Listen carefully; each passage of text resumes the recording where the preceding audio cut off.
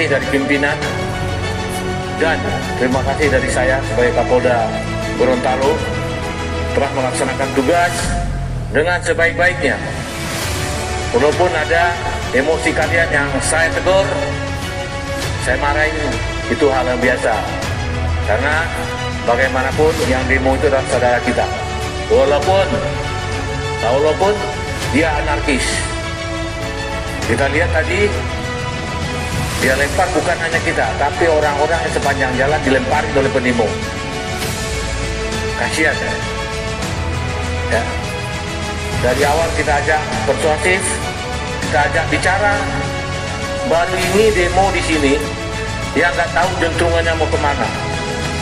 Kalian lihat tadi turun, saya pun turun tidak menggunakan helm, tidak menggunakan tameng. Saya silakan turun, ada mau apa? Malah dia sambut dengan batu. Kita siap selalu. Saya akan bersama dengan kalian.